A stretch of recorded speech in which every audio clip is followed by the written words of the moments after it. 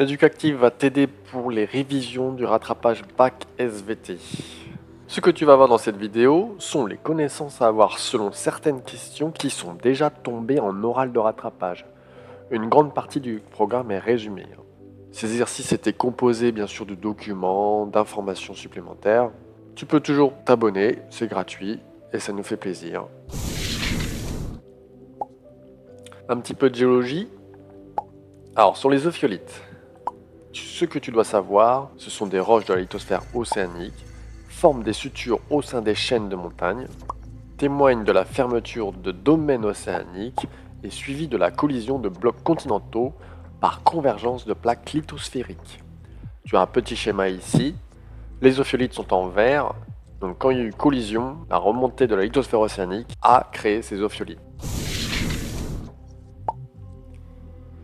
Sur le domaine de la plante sauvage et la plante domestiquée, alors, dans cet exercice de rattrapage, on cherchait à montrer comment l'organisation de la fleur permet d'assurer la reproduction de la plante chez les angiospermes dans le cas d'une fécondation croisée.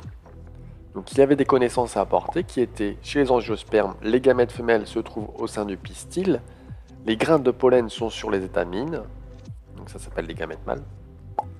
La fécondation croisée implique une mobilité des grains de pollen d'une plante à une autre. La pollinisation repose sur une collaboration entre plantes et pollinisateurs. Tu peux remarquer que le vent peut aussi transporter le pollen. Le pollinisateur entre en contact avec les étamines et est recouvert de pollen. Il apporte ce pollen au pistil, une fécondation s'ensuit, la fleur se transforme en un fruit qui referme des graines. Petit travail sur le temps et les roches sur la datation relative. Donc le sujet, tu devais expliquer comment les relations géométriques observables à différentes échelles peuvent permettre de reconstituer la chronologie relative des événements géologiques. Les connaissances qu'il fallait apporter, c'était les roches sédimentaires peuvent être datées l'une par rapport à l'autre selon le principe de superposition, c'est-à-dire que la roche la plus profonde est la roche la plus ancienne. Le filon volcanique vient recouper les roches déjà présentes. Le principe de recoupement montre que le filon est plus récent que les roches recoupées. Le principe d'identité paléontologique permet de reconnaître des couches sédimentaires comme étant identiques d'après leur contenu paléontologique. Le principe d'inclusion précise que la structure la plus interne, minéral inclus, est plus ancien que le minéral qui l'entoure. Produire le mouvement, contraction musculaire et apport d'énergie. À savoir sur le muscle. La consommation d'oxygène et la libération de dioxyde de carbone représentent les échanges du métabolisme de respiration. Le glucose est aussi consommé lors de cette réaction. On peut établir l'équation de la respiration que tu dois connaître. Donc le glucose, c'est 6H12O6 plus 6O2 donne 6H2O plus 6CO2. Le métabolisme de respiration est à l'origine de la synthèse d'ATP. Lorsque les conditions deviennent anaérobie, c'est-à-dire absence de dioxygène, le métabolisme change avec une production d'éthanol. Dans ce cas, le métabolisme est celui de fermentation. Il ne nécessite pas de dioxygène mais produit beaucoup moins d'ATP. La molécule d'ATP est produite par les cellules à partir de matières organiques, notamment le glucose. Le muscle est composé d'un ensemble de cellules musculaires striées qui sont organisées en faisceaux musculaires. La cellule est spécialisée et caractérisée par un cytosquelette particulier composé de filaments d'actine et de myosine. La cellule peut se raccourcir par glissement des filaments. L'unité musculaire qui se raccourcit est le sarcomère. Maintenant, voyons un peu l'origine du génotype des individus avec l'anomalie de la méiose. Dans cet exercice d'oral, on cherchait à montrer comment les mécanismes de la méiose et la fécondation peuvent être à l'origine de karyotypes anormaux dans l'espèce humaine.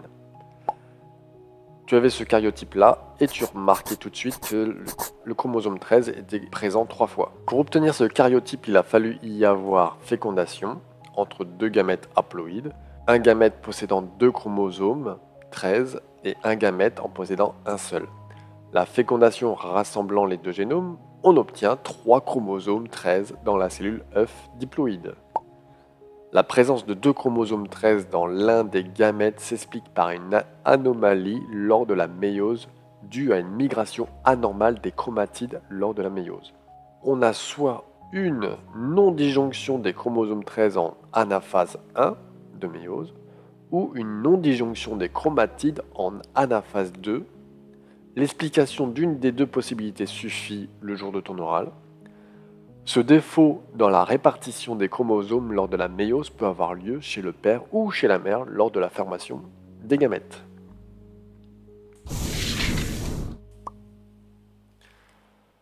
Voyons maintenant sur le thème du comportement et stress. Il fallait expliquer quel est le rôle de l'adrénaline dans la réaction adaptative au stress. Il fallait sortir comme connaissance la glycémie et le taux de glucose dans le sang. Les réserves de glucose se trouvent sous forme de glycogène dans les cellules hépatiques. Elles servent à entretenir des flux de glucose variables selon l'activité entre les organes sources, intestin et foie, et les organes consommateurs, les muscles par exemple. La réponse adaptée de l'organisme face à un agent stresseur conduit à une libération d'adrénaline par la glande médullo-surrénale, ce qui conduit à une augmentation de la glycémie, mais aussi à une augmentation des fréquences respiratoires et cardiaques. Alors, tu avais un agent stresseur qui activait ton système limbique. Il y a la communication nerveuse qui stimule les glandes surrénales. Les glandes surrénales vont sécréter de l'adrénaline qui vont stimuler les organes cibles, poumons, cœur et foie par exemple. Travaillons maintenant sur la diversification des êtres vivants et évolution. Donc, ton sujet c'était à l'oral, on estime que 8% de l'ADN humain est d'origine virale. On donne le nom de rétrovirus endogène à ces séquences virales présentes dans le génome humain et de façon plus générale dans celui des mammifères. On suspecte ainsi deux gènes d'être d'origine virale. Ces deux gènes codent pour des protéines appelées syncytine 1 et 2 et s'expriment dans le placenta. Ces gènes sont indispensables à la mise en place du placenta. Il fallait ressortir comme connaissance la séquence des acides aminés est codée par la séquence nucléotidique des gènes. Une identité des acides aminés suggère une identité des gènes en tenant compte des mutations silencieuses. Définir le transfert horizontal de gènes par rapport à l'hérédité liée à la reproduction sexuée, échange de matériel génétique hors de la reproduction sexuée. Les transferts horizontaux peuvent concerner les bactéries sous forme de transformation, conjugaison et transduction. Étudions maintenant les climats de la Terre. Le Crétacé est une période géologique qui s'étend d'environ -145 à -65 millions d'années et qui s'est accompagnée d'une augmentation du niveau marin. Des superprédateurs marins comme les mosasaures ont pu s'y développer. Donc il fallait sortir comme connaissance. Le niveau marin est en partie lié au climat et à la fonte des glaciers continentaux. L'hypothèse d'un climat chaud peut être éventuellement posée par l'élève, pas obligatoire, peut être amené lors de l'échange. Le principe d'actualisme peut être donné par rapport aux conditions de formation des roches. Le CO2 émis par le volcanisme des dorsales qui diffusent dans l'atmosphère participe à l'effet de serre qui contribue à l'augmentation de la température terrestre. On cherche à montrer que les données polyniques peuvent renseigner sur les grands changements climatiques du passé. Les espèces végétales présentent des exigences écologiques particulières qui conditionnent leur répartition en fonction des climats. Par le principe d'actualisme, on peut en déduire qu'une espèce actuelle a les mêmes exigences écologiques que l'espèce ancienne. Les pollens sont conservés depuis des milliers d'années et représentent des archives climatiques fondamentales. Et enfin, les données polyniques témoignent des alternances de périodes glaciaires et interglaciaires. Dans le thème organisation fonctionnelle des plantes à fleurs, les pigments chlorophylliens sont des pigments donnant une couleur verte aux végétaux. Il s'agit de molécules indispensables à la réalisation du métabolisme végétal, la photosynthèse. Les connaissances qu'il fallait apporter étaient des présences des chloroplastes dans les cellules chlorophylliennes des parenchymes composant les feuilles des plantes, présence des pigments chlorophylliens dans la membrane des thylakoïdes des chloroplastes permettant l'absorption d'énergie lumineuse, photosynthèse composée d'étapes dépendantes l'une de l'autre, une étape de conversion d'énergie lumineuse en énergie chimique faisant intervenir les pigments chlorophylliens et la photolyse de l'eau, étape nécessitant de la lumière et réalisée dans les thylakoïdes. Seconde étape, production de glucose et d'autres sucres par la réduction du CO2 du cycle de Calvin. Étape ne nécessitant pas de lumière est réalisée dans le stroma.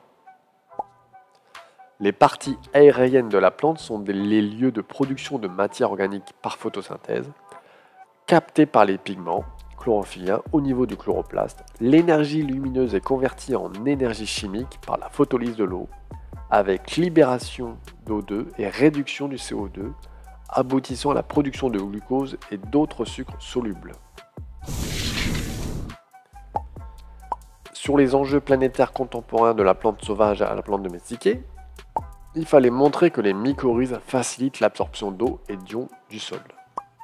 Une mycorhize est une association symbiotique entre un champignon et les parties souterraines, c'est-à-dire les racines, d'un végétal. L'absorption des ions, sels minéraux et de l'eau est réalisée au niveau des racines. Les mycorhizes augmentent la surface d'échange avec le sol et donc d'absorption et facilitent cette absorption.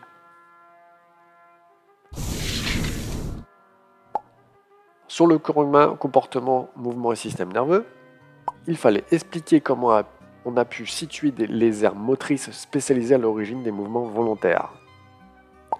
L'AVC est un accident vasculaire cérébral. Les neurones ont besoin de dioxygène pour leur vie et leur activité. Ils l'utilisent au travers de la respiration cellulaire. L'IRM est l'imagerie par résonance magnétique. Elle permet l'exploration du cortex cérébral pour situer les aires motrices spécialisées à l'origine des mouvements volontaires. Les aires motrices spécialisées sont situées au niveau du cortex moteur, qui est localisé dans la partie externe des hémisphères cérébraux. Si tu as des questions, tu peux les poser dans la partie commentaires. Révise avec les autres vidéos d'éducatifs pour ton rattrapage.